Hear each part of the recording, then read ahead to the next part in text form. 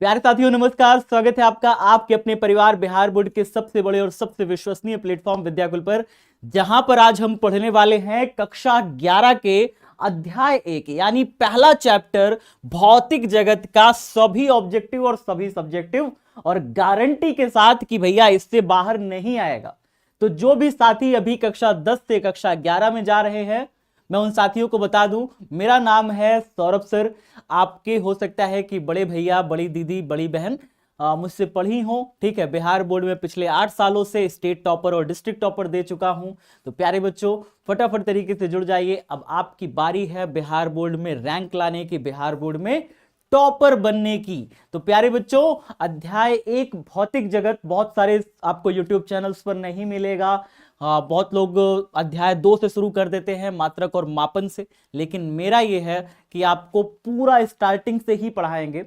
अगर आप भारती भवन देखेंगे तो आपको भौतिक जगत में कोई क्वेश्चन आंसर नहीं मिलेगा, ना तो कोई ऑब्जेक्टिव ना सब्जेक्टिव, ठीक है। अगर आप एनसीईआरटी देखेंगे तो आपको भौतिक जगत पाठ ही नहीं मिलेगा, ठीक है। एनसीईआरटी जो पुरानी वाली है उसमें तो था, लेकिन नई वाली एनसीईआरटी में भौतिक जगत पाठ हटा दिया गया। लेकिन हमारे बिहार बोर्ड में पूरे 15 पार्ट हैं और 15 पार्ट से सवाल बनते हैं, तो एक इंपॉर्टेंट चैप्टर बन जाता है। प्यारे बच्चे, अगर आप नए हैं चैनल पर तो बिना किसी देरी के सबसे पहले चैनल को सब्सक्राइब कर लीजिए, और फिजिक्स बाय सौरभ भैया टेलीग्राम पे सर्च करिएगा तो आपको वहां पे एक टेलीग्राम चैनल मिल जाएगा, जहां पे आप सर्च करके उससे जुड़ सकते हैं। लगभग 5000 की संख्या में बच्चे जुड़ चुके हैं अभी तक। आप भी उनसे जुड़ जाइए और उन बच्चों के साथ क्लासेस अटेंड कीजिए, ठीक है। चलिए, तो अध्याय 1 भौतिक जगत स्टार्ट कर रहे हैं। प्यारे बच्चे, पहला क्वेश्चन आ चुका है, बताइए इसका आंसर क्या होगा। आप सभी साथी बताइए, प्रकृति में पाया जाने वाला सबसे प्रबल बल कौन सा है, सबसे बढ़िया सबसे मजबूत बल कौन सा है। तो गुरुत्वाकर्षण बल सबसे प्रबल, गुरुत्वाकर्षण बल सबसे प्रबल नहीं है, ठीक है।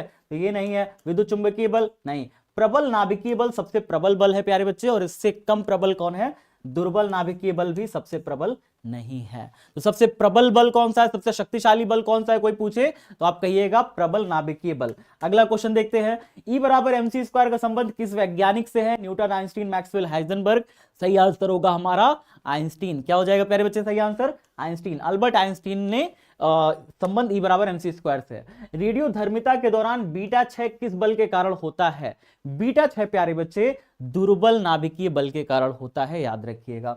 दुर्बल नाभिकीय बल वास्तव में रेडियो एक्टिव पदार्थ जैसे रेडियम हो गया, यूरेनियम हो गया, थोरियम हो गया, इन सारे पदार्थों से जब प्यारे बच्चे बीटा कण निकलता है, बीटा कण का उत्सर्जन होता है, बीटा किरणें निकलती हैं, तो इनके भीतर, इनके नाभिक में इनका प्रोटॉन न्यूट्रॉन में बदल जाता है। जिस बल के कारण यह घटना होती है उस बल को कहते हैं दुर्बल नाभिकीय बल प्यारे बच्चे, ठीक है। चलो आगे बढ़ते हैं। ब्रह्मांड में कौन सा बल है जो केवल आकर्षण प्रकृति का होता है। सिर्फ आकर्षण का होगा, प्रतिकर्षण होगा नहीं प्यारे बच्चे। तो होगा हमारा कौन सा, सिर्फ आकर्षण प्रकृति का होगा, तो वो हो जाएगा गुरुत्वाकर्षण बल। कौन सा बल हो जाएगा बेटा, गुरुत्वाकर्षण बल हो जाएगा बाबू, ठीक है। आगे देखते हैं, साइंस शब्द की उत्पत्ति लैटिन शब्द सेंटिया से हुई है, जिसका अर्थ क्या होता है, जिसका अर्थ होता है जानना। क्या होता है बाबू जिसका अर्थ, जिसका अर्थ होता है जानना। सेंटिया का अर्थ क्या होता है, जानना होता है। अगला देखते हैं, संवेग संरक्षण का नियम प्रकृति की किस सममिति का परिमाण है। किस सममिति का परिमाण है बाबू, संवेग संरक्षित रहेगा हमेशा। यह आकाश सममिति का परिमाण है। किसका, आकाश यानी स्पेस सममिति का परिमाण है। आप इतना क्वेश्चन अगर कर लेते हो प्यारे बच्चे, इतना ऑब्जेक्टिव सब्जेक्टिव कर लेते हो, तो आपको चैप्टर 1 से कोई भी क्वेश्चन बाहर नहीं जाएगा। सारा क्वेश्चन इससे हो जाएगा, चाहे वो आपका इस एग्जाम में क्वेश्चन हो, चाहे किसी भी एग्जाम में क्वेश्चन हो, सारे इसी से आते हैं प्यारे बच्चे। तो सारे क्वेश्चन लेकर के आपके लिए आ चुका हूं। आगे देखिए, इलेक्ट्रॉन और प्रोटॉन के बीच लगने वाला बल मुख्य रूप से कौन सा होता है, बताइए जरा से। इलेक्ट्रॉन और प्रोटॉन के बीच में विद्युत चुंबकीय बल लगता है। कौन सा लगता है प्यारे बच्चे, विद्युत चुंबकीय बल लगता है। अगला क्वेश्चन देखिए, अल्बर्ट आइंस्टीन को किस खोज के लिए नोबेल पुरस्कार दिया गया था। अल्बर्ट आइंस्टीन को प्रकाश विद्युत प्रभाव, फोटो इलेक्ट्रिक इफेक्ट के लिए नोबेल प्राइज दिया गया था। तो क्या हो जाएगा, प्रकाश विद्युत प्रभाव के लिए दिया गया था। आगे, भौतिकी की वह शाखा जो परमाणु और नाभिक के सूक्ष्म कणों का अध्ययन करती है। सूक्ष्म कणों का जो अध्ययन करती है प्यारे बच्चे, वो क्वांटम मैकेनिक्स होती है। क्या होती है, क्वांटम मैकेनिक्स होती है। आगे बढ़े, किस भारतीय वैज्ञानिक को कॉस्मिक किरणों पर कार्य करने के लिए जाना जाता है। कॉस्मिक किरणें प्यारे बच्चे जल्दी बताइए, कॉस्मिक किरणों पर कार्य करने के लिए किसको जाना जाएगा, हमारे एच जे भाभा, ठीक है, होमी जहांगीर भाभा, पूरा नाम क्या था, होमी जहांगीर भाभा, इनको जाता है प्यारे बच्चे कॉस्मिक किरणों पर काम करने के लिए। आगे बढ़ते हैं, गुरुत्वाकर्षण बल का परास क्या होता है बाबू, बहुत दूर होता है ना, अनंत पर भी कोई स्थित है तो भी गुरुत्वाकर्षण बल खींच लाएगा उसको, तो क्या होता है, अनंत होता है गुरुत्वाकर्षण बल का परास, ठीक है, बहुत दूर की वस्तुओं को भी खींच सकता है।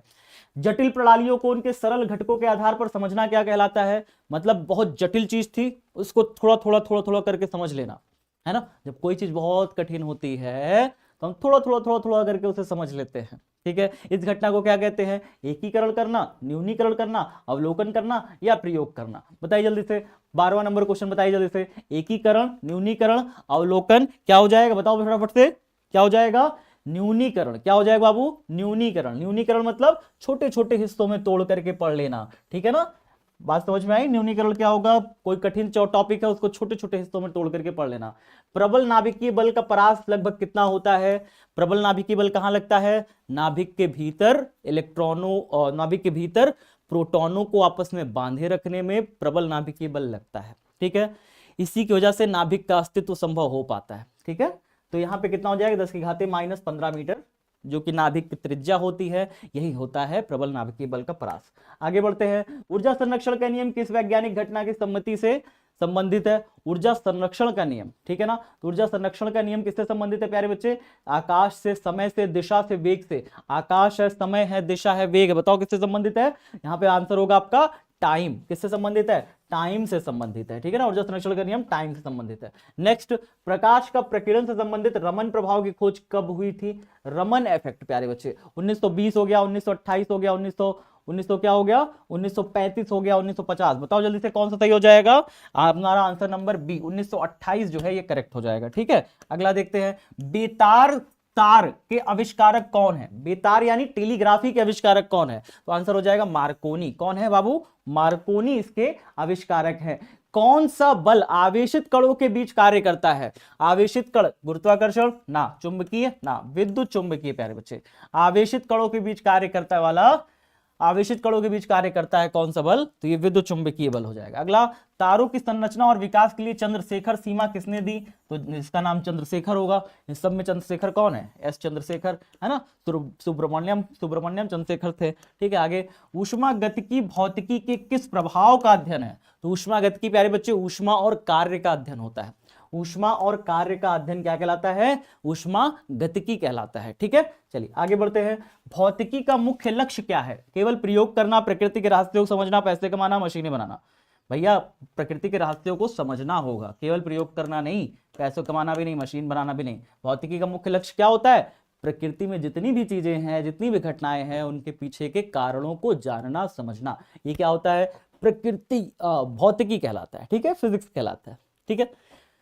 चलिए आगे बढ़ते हैं प्यारे बच्चों, अगला क्या है, भौतिकी से आप क्या समझते हो, फिजिक्स के साथ आप क्या समझते हो, तो मैंने अभी आपको बताया प्रकृति और प्रकृति में होने वाली घटनाओं के पीछे का कारण जानना, द्रव्य और ऊर्जा का आपस में संबंध, द्रव्य क्या है, ऊर्जा क्या है, तथा इनका आपस में रूपांतरण, इस सब का अध्ययन करना प्रकृति फिजिक्स कहलाता है, ठीक है। तो फिजिक्स क्या होगा, भौतिक विज्ञान की वह शाखा जिसके अंतर्गत प्रकृति और प्राकृतिक घटनाओं का अध्ययन किया जाता है, या द्रव्य और ऊर्जा के बीच के संबंधों को स्पष्ट करती है, ठीक है। यही है प्यारे बच्चे फिजिक्स, आप देख सकते हो, बढ़िया से इसका स्क्रीनशॉट ले सकते हो। आगे बढ़ते हैं प्यारे बच्चे, वैज्ञानिक विधि के मुख्य चरण क्या है, वैज्ञानिक विधि मतलब आप कोई भी जो साइंटिस्ट होते हैं उनका क्या स्टेप बाय स्टेप चीजें फॉलो करते हैं, वो साइंटिस्ट किस स्टेप बाय स्टेप को फॉलो करते हैं, क्या है उनका नियम है किसी भी चीज को देखने का, समझने का। तो पहले तो वो ऑब्जर्व करेंगे चीजों को, पहले वो देखेंगे, कोई नई चीज खोज करनी होगी पहले वो देखेंगे, है ना, समझेंगे उसे है क्या। तो पहला काम क्या है, व्यवस्थित प्रेक्षण, प्रेक्षण माने देखना भैया, ऑब्जर्व करना। फिर उसके बाद नियंत्रित प्रयोग, फिर उसके बाद नियंत्रित तरीके से उस पर प्रयोग करेंगे। फिर गुणात्मक और मात्रात्मक तर्क, फिर उसको तर्क दिया जाएगा। फिर उसको मैथ के रूप में सॉल्व करके देखेंगे, है ना, फॉर्मूले के रूप में सॉल्व करके देखेंगे। जैसे F बराबर ma है तो एक फॉर्मूला ना बन गया, तो फॉर्मूला बनाना, ठीक है। आगे भविष्यवाणियां करना, है ना, जैसे अगर किसी बॉडी पर अगर मैं इधर तरफ फोर्स लगाऊंगा, इधर तरफ बल लगाऊंगा, तो मुझे पता है कि बॉडी इधर ही जाएगी, मैंने भविष्यवाणी कर दी ना, इधर फोर्स लगाया तो बॉडी किधर जाएगी, इस साइड जाएगी। तो मैंने भविष्यवाणी कर दी। क्यों? क्योंकि मुझे फिजिक्स की सहायता से पता है कि बल की दिशा में ही बॉडी क्या होगी, त्वरित होगी। बल की दिशा में ही वस्तु त्वरित होती है। F = ma, फॉर्मूला बन चुका है। किसने बनाया? न्यूटन ने बनाया। न्यूटन ने पहले क्या किया होगा? पहले देखा होगा बॉडी को, प्रेक्षण किया होगा, फिर प्रयोग किया होगा, फिर मात्रात्मक और गुणात्मक तर्क दिए होंगे, फिर इसको न्यूमेरिकल मतलब फॉर्मूला बनाया होगा, फिर उसके बाद भविष्यवाणी करी होगी कि भाई ऐसे हुआ है तो ऐसे ही होगा। ठीक है, चलो आगे बढ़े। अगला क्या है? भौतिकी में एकीकरण का क्या अर्थ है? एकीकरण माने क्या होता है प्यारे बच्चे? एकीकरण मतलब होता है कि विभिन्न भौतिक घटनाओं की व्याख्या कुछ गिने चुने सामान्य नियमों के आधार पर करने का प्रयास करना। जैसे बहुत सारी भौतिकी में क्या है? बहुत सारे नियम कानून है। फिजिक्स में क्या है? बहुत सारे नियम कानून है ना? सारे नियमों कानूनों को कुछ बेसिक नियमों की सहायता से समझा देना। ठीक है, कुछ बेसिक नियमों की सहायता से सारे दुनिया भर के नियम कानूनों को क्या करना? समझा देना। ठीक है, मुझे 1-2 नियम पता थे, मैंने उन 1-2 नियम की सहायता से मैंने दुनिया के सारे नियमों को, सारे क्वेश्चनों को, सारे प्रश्नों को हल कर डाला। ये क्या कहलाता है? ये कहलाता है एकीकरण करना। ठीक है, तो विभिन्न भौतिक घटनाओं की व्याख्या कुछ गिने चुने सामान्य नियमों के आधार पर करने के प्रयास को एकीकरण कहते हैं, जैसे गुरुत्वाकर्षण का नियम। ठीक है, आगे बढ़ते हैं प्यारे बच्चे। न्यूनीकरण किसे कहते हैं? न्यूनीकरण समझिए। एकीकरण और न्यूनीकरण में न्यूनीकरण क्या होता है? न्यूनीकरण होता है भैया, आपके पास भयंकर सा टॉपिक था, बहुत जटिल प्रॉब्लम थी, बहुत कठिन समस्या थी। ठीक है, उस कठिन समस्या को थोड़ा थोड़ा करके समझ लेना। पहले इतना समझना, फिर इतना समझना, फिर इतना समझना, फिर इतना समझना, सब समझ आ गया। ठीक है, सब समझ आ गया। तो ऐसे समझना, किसी जटिल या बड़े निकाय के गुणों को, जटिल या बड़े निकाय के गुणों को उसके सूक्ष्म अवयव की पारस्परिक क्रियाओं और सरल नियमों से समझना न्यूनीकरण कहलाता है। छोटे छोटे पार्ट, सूक्ष्म अवयवों को समझ करके पूरा समझ लेना। बड़ा निकाय था, एक बार में समझना आता, मैंने थोड़ा थोड़ा करके उसके सारे नियम को समझ लिया। जैसे फिजिक्स का पूरा सिलेबस आप थोड़ा करके समझ जाओगे। ठीक है, हाँ आगे बढ़े। अगला क्वेश्चन देखिए। अगला क्वेश्चन क्या है? आप स्क्रीनशॉट लेते रहिएगा। स्थूल और सूक्ष्म कार्य क्षेत्र में क्या अंतर है? स्थूल माने क्या होता है प्यारे बच्चे? बड़े स्तर पे देखना। जैसे आप भारत के बड़े स्तर पर देखोगे तो भारत में आपको क्या दिखेगा? बड़े स्तर पे देख रहे हो तो आपको दिखेगा गरीबी, है ना? भारत में गरीबी है ना? अमीरी भी है, भारत में अमीरी भी दिखेगी। भारत के बड़े स्तर पे देखना होगा तो आपको आपने क्या बनाया है? केंद्र में सरकार बनाई है। बड़े स्तर पर जो पूरे भारत स्तर पर सरकार देखती है तो केंद्र सरकार है ना? अगर मैं राजनीतिक दृष्टि से देखूं तो स्थूल क्या है? राजनीतिक दृष्टि से स्थूल क्या है? केंद्र में जो सरकार है ना? जो पूरे भारतवर्ष को संभालता है ना? केंद्र में सरकार है। और सूक्ष्म कार्य क्षेत्र क्या है? सूक्ष्म कार्य क्षेत्र जैसे बिहार के अपने मुख्यमंत्री हैं, तो बिहार के अपने मुख्यमंत्री हैं, उत्तर प्रदेश के अपने मुख्यमंत्री हैं, राजस्थान के अपने मुख्यमंत्री हैं, एमपी के अपने मुख्यमंत्री हैं। तो ये सब क्या है? अपना सूक्ष्म स्थान संभालते हैं। जिला में भी अपना अपना डीएम होता है, जिला में अपना अपना क्या होता है? मुखिया होता है। तो उसके अंदर और सूक्ष्म घुस गए, सूक्ष्म स्तर पे मुखिया हो गया, और स्थूल स्तर पर कौन हो गया? देश का प्रधानमंत्री हो गया, जो पूरा संभाल रहा है। ठीक है, बात समझ में आया? तो स्थूल के अंतर्गत क्या हो गया? प्रयोगशाला, पृथ्वी और खगोलीय स्तर की घटनाएं। पृथ्वी और खगोलीय स्तर की घटनाएं अंतरिक्ष से देखेंगे, अंतरिक्ष से अध्ययन करेंगे। सूरज क्यों निकल रहा है? पृथ्वी के चारों तरफ चंद्रमा क्यों घूम रहा है? पृथ्वी खुद क्यों घूम रही है सूर्य के चारों तरफ? ये सारी घटनाओं को हम किसके अंदर अध्ययन करते हैं? किसके अंदर अध्ययन करते हैं? स्थूल भौतिकी के अंदर। और सूक्ष्म भौतिकी क्या हो गया भैया? परमाणु के अध्ययन, नाभिक के अध्ययन, प्राथमिक कणों का अध्ययन, सबका अध्ययन क्या होगा? सूक्ष्म कणों का अध्ययन।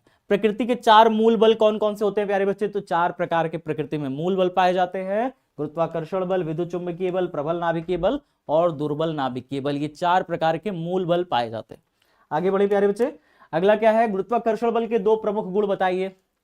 गुरुत्वाकर्षण हमेशा आकर्षण प्रकृति का होता है। गुरुत्वाकर्षण क्या होता है?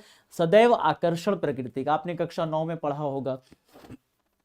गुरुत्वाकर्षण कैसा होता है? 2 वस्तुओं के बीच में हमेशा लगता है। जैसे पृथ्वी और सूर्य के बीच में कौन सा बल लग रहा है?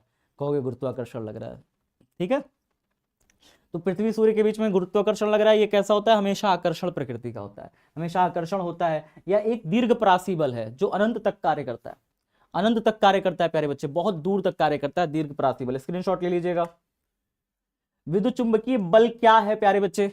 यह आवेशित कणों के बीच लगने वाला बल है। इलेक्ट्रॉन प्रोटॉन के बीच लगने वाला बल है। प्रोटॉन और प्रोटॉन के बीच लगने वाला बल है। प्रोटॉन प्रोटॉन एक दूसरे को क्या करते हैं प्यारे बच्चे, बताओ। प्रोटॉन प्रोटॉन एक दूसरे को क्या करेंगे प्यारे बच्चे, धक्का मारेंगे। ये उसको उधर धक्का मारेगा, ये इसको इधर धक्का मारेगा। और प्रोटॉन और इलेक्ट्रॉन एक दूसरे को क्या करेंगे प्यारे बच्चे, प्रोटॉन इलेक्ट्रॉन को खींचेगा, इलेक्ट्रॉन प्रोटॉन को खींचेगा, दोनों एक दूसरे को खींचेंगे।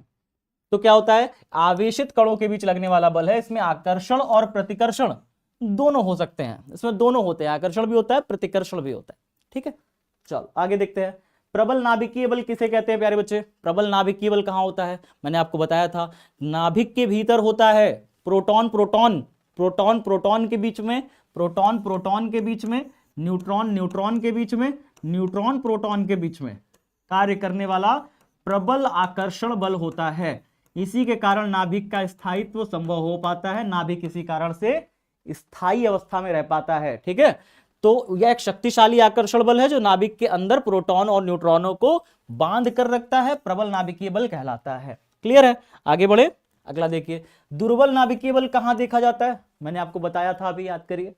दुर्बल नाभिकीय बल क्या होता है, कहां देखा जाता है, जब किसी भी रेडियो एक्टिव पदार्थ से अल्फा कण या बीटा कण निकलती हैं, बीटा कण मान लो निकलता है, तो नाभिक के अंदर प्रोटॉन न्यूट्रॉन में बदल जाता है, और यह घटना जिस बल के कारण होती है उसे दुर्बल नाभिकीय बल कहते हैं। ठीक है, यह बल केवल निश्चित नाभिकीय प्रक्रिया जैसे रेडियो धर्मी नाभिकों के बीटा क्षय के दौरान उत्पन्न होती है। बीटा क्षय जब होता है, बीटा किरणें बाहर निकलती हैं, तो ही ये बल देखने को मिलता है। आगे देखते हैं, ऊर्जा संरक्षण का नियम क्या है। ऊर्जा ना तो उत्पन्न की जा सकती है और ना ही नष्ट की जा सकती है, इसे केवल एक रूप से दूसरे रूप में बदलते हैं। जैसे अगर कोई बॉडी को जैसे वह ऊपर से नीचे फेंक रहा हूं, तो ऊपर थी तो इसकी स्थितिज ऊर्जा ज्यादा थी, और नीचे गिर रही है तो धीरे धीरे इसकी स्थितिज ऊर्जा कम हो रही है, गतिज ऊर्जा बढ़ रही है, तो इसकी स्थितिज ऊर्जा गतिज ऊर्जा में परिवर्तित हो रही है। ठीक है, ये क्या होता है, ऊर्जा संरक्षण। ऊर्जा ना तो उत्पन्न होती है ना नष्ट होती है, सिर्फ एक रूप से दूसरे रूप में बदल जाती है, एक रूप से दूसरे रूप में क्या होती है, बदल जाती है। ठीक है, तो इसे केवल एक रूप से दूसरे रूप में रूपांतरित किया जाता है।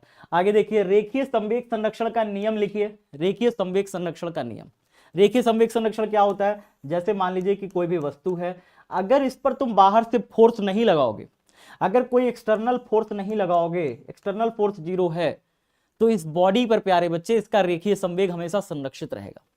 किसी भी वस्तु पर अगर आप बाहर से फोर्स नहीं लगाओगे, बाहर से बल नहीं लगाओगे, तो उस निकाय का जो कुल रेखीय संवेग होगा वो हमेशा कैसा रहेगा, संरक्षित रहेगा, कांस्टेंट रहेगा। ठीक है, फिक्स रहेगा, वो बदलेगा नहीं। ठीक है, तो अगर बाहर से फोर्स नहीं लगाया तो रेखीय संवेग हमेशा संरक्षित रहेगा। अगला देखिए, कोणीय संवेग संरक्षण क्या है। अभी बाहर से फोर्स लगा रहे थे, रेखीय संवेग में क्या था, बाहर से फोर्स लगा रहे थे कि अगर बाहर से फोर्स नहीं लगाओगे तो रेखीय संवेग संरक्षित रहेगा, रेखीय संवेग कभी नहीं बदलेगा। यहां पे कोणीय संवेग में फोर्स नहीं होता, टॉर्क होता है, बल आघूर्ण होता है। ठीक है, बल की जगह बल आघूर्ण होता है।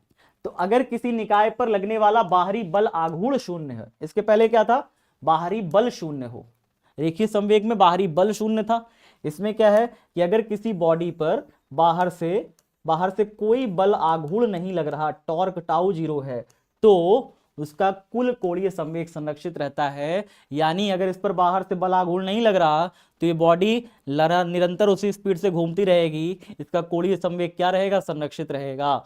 ठीक है, चलो आगे देखते हैं। आवेश संरक्षण का नियम क्या है प्यारे बच्चे, किसी विलगित निकाय का कुल विद्युत आवेश स्थिर रहता है, नहीं चेंज होता प्यारे बच्चे।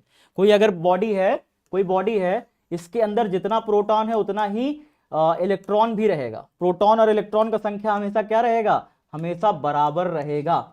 ठीक है, अब अगर दो चीजों को आपस में रगड़ोगे तो एक बॉडी से इलेक्ट्रॉन निकल के दूसरे बॉडी में चला जाता है, कभी भी इलेक्ट्रॉन नष्ट नहीं होता। ठीक है, कभी भी इलेक्ट्रॉन नष्ट नहीं होता, एक वस्तु को दूसरे वस्तु में रगड़ने पर एक से इलेक्ट्रॉन निकल के दूसरे में चला जाता है। ठीक, तो किसी विलगित निकाय का कुल विद्युत आवेश हमेशा कैसा रहता है, स्थिर बना रहता है, ये कम ज्यादा नहीं होता। आगे बढ़े, भौतिकी और प्रौद्योगिकी का क्या योगदान है, भौतिकी और प्रौद्योगिकी में क्या योगदान है प्यारे बच्चे, फिजिक्स और टेक्नोलॉजी में क्या योगदान है। एकदम आसान है, फिजिक्स से ही तो टेक्नोलॉजी आई है, फिजिक्स ना होती तो टेक्नोलॉजी कैसे बनती। ठीक है, तो भौतिकी के सिद्धांतों से नई तकनीक विकसित होती है, भौतिकी के जो सिद्धांत होते हैं उससे ही तो टेक्नोलॉजी विकसित होती है, नई टेक्नोलॉजी आती है। भौतिकी में नई खोज होती है तो टेक्नोलॉजी बन गई, नई टेक्नोलॉजी आ गई। ठीक है, जैसे ऊष्मागतिकी के नियम से भाप इंजन बना और सिलिकॉन चिप्स के सिद्धांतों से कंप्यूटर बना, तो ये सारी चीजें हैं प्यारे बच्चे। अगला, चंद्रशेखर सीमा क्या है? चंद्रशेखर सीमा क्या है? यह तारों के द्रव्यमान की वह सीमा है, ये तारों के द्रव्यमान नापती है। जो तारे हैं आसमान में टिमटिमाते रहते हैं, उसके द्रव्यमान को नापने की सीमा है, ठीक है, जिससे अधिक होने पर तारा श्वेत वामन नहीं रह पाता, ठीक है। अगर ये अधिक रह गई तो तारा फिर श्वेत नहीं दिखाई पड़ेगा, सफेद नहीं रह पाएगा, ठीक है। इसे चंद्रशेखर ने प्रतिपादित किया था, एस चंद्रशेखर, सुब्रमण्यम चंद्रशेखर ने इसे प्रतिपादित किया था, इसलिए इसे एस चंद्रशेखर सीमा कहते हैं कि अगर ये सीमा ज्यादा हो गई तो तारे फिर व्हाइट नहीं दिखेंगे, तारे किसी और रंग के दिखने लगेंगे, ठीक है। तो होने पर तारा श्वेत वामन नहीं रह पाता, व्हाइट डॉर्फ नहीं रह पाता। चलो आगे बढ़ते हैं। प्रकाश विद्युत प्रभाव की व्याख्या किस वैज्ञानिक ने की थी?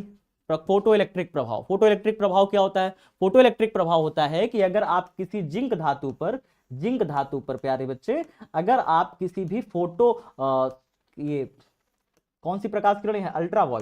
अल्ट्रावायलेट यूवी प्रकाश किरणें प्रकाशित करोगे। यूवी अल्ट्रावायलेट यानी पराबैंगनी प्रकाश किरण। अगर आप जिंक धातु पर पराबैंगनी प्रकाश किरण डालोगे तो जिंक धातु से इलेक्ट्रॉन बाहर निकलने लगते हैं।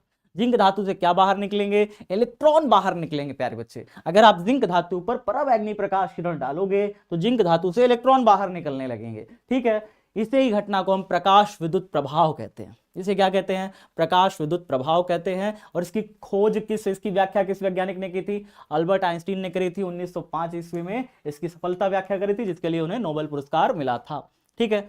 याद रखिएगा, भूलेंगे तो नहीं। आगे बढ़ते हैं।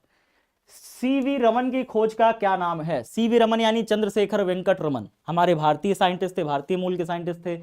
इनकी खोज का क्या नाम है? इन्होंने रमन प्रभाव खोजा था, रमन इफेक्ट खोजा था प्रकीर्णन में, ठीक है। तो प्रकाश के प्रकीर्णन के संबंध में इन्होंने खोज करी थी, जिसे रमन प्रभाव कहा जाता है, ठीक है। और ये आप पढ़ोगे चैप्टर नंबर, जब आप पढ़ोगे चैप्टर 10 में, कक्षा जब आप जाओगे 12 में, तो कक्षा 12 अध्याय 10, ठीक है, उसमें पढ़ोगे। तरंग प्रकाश की पाठ का नाम है, उसके अंतर्गत आप पढ़ोगे रमन प्रभाव, ठीक है, याद रखना। चलो आगे बढ़े।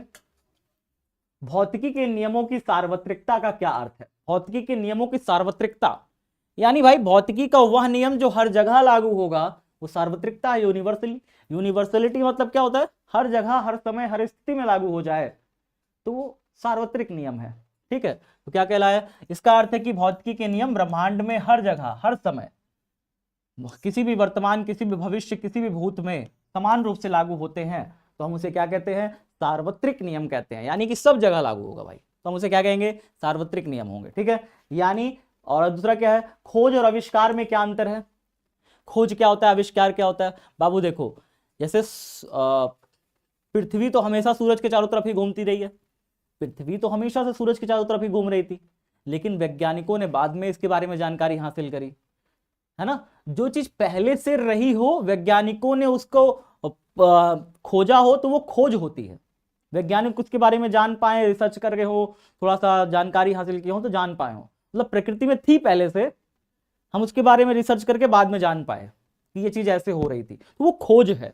लेकिन आविष्कार क्या होता है प्यारे बच्चे? आविष्कार होता है जब आप किसी नई चीज की खोज करते हो। जैसे प्लास्टिक पहले नहीं था प्रकृति में, वैज्ञानिकों ने अपने से बनाया। कंप्यूटर पहले नहीं था, अपने से बनाया। मोबाइल फोन पहले नहीं था, अपने से बनाया। तो ये आविष्कार है। खोज क्या है? जो पहले से थी उसके बारे में जानकारी लेना खोज है, ठीक है। तो खोज इस चीज की होती है जो प्रकृति में पहले से मौजूद है, जैसे गुरुत्वाकर्षण हो गया, और जबकि आविष्कार उसे कहते हैं जिसे मनुष्य ने बनाया है, जैसे टेलीफोन हो गया, ठीक है। बात समझ में आ गई? तो आपने पहले चैप्टर भौतिक जगत का बहुत ही शानदार तरीके से क्या सीख लिया है, बताइए जल्दी से। आपने सारे ऑब्जेक्टिव, सारे इंपॉर्टेंट सब्जेक्टिव सीख लिए हैं। 20 ऑब्जेक्टिव, 20 सब्जेक्टिव आपने सीख लिया है। इसके पीडीएफ के लिए आपको कुछ नहीं करना, टेलीग्राम पे ज्वाइन कर जाना है @physics by सौरभ भैया, ठीक है। फिजिक्स बाई सौरभ भैया नाम से टेलीग्राम चैनल है, आप उस पर जुड़ जाओगे तो इसका पूरा पीडीएफ आपको वहां पे मैं डाल दूंगा, आप उससे ले लेना, ठीक है, ठीक है। तो सभी साथी शेयर कर दीजिएगा क्लास को ज़्यादा से ज़्यादा अपने दोस्तों, मित्रों, साथियों के साथ, और जुड़ जाइए अपनी इस प्यारी सी क्लास में, ताकि सभी साथी क्या करें, ताकि सभी साथी मस्त जो है एंजॉय कर सके, पढ़ाई लिखाई कर सके, है ना। चलो फिर। Bye bye, take care. सभी को शेयर कर दीजिएगा, जो भी बच्चे 10th से 11th में आए हैं, आपके दोस्त मित्र साथी हैं, सबको शेयर कर दीजिएगा और लाइक करना मत भूलिएगा क्लास को पसंद आई हो तो, ठीक है। इसी तरीके से दूसरे चैप्टर का मात्रक और मापन का भी ले आएंगे हम वन शॉट, ठीक है। अब वन शॉट आएगा, ऑब्जेक्टिव सब्जेक्टिव सब कुछ आएगा, तो चैनल पर बने रहना है, सब्सक्राइब कर लेना है फटाफट तरीके से, ठीक है। चलो फिर बाय बाय, टेक केयर।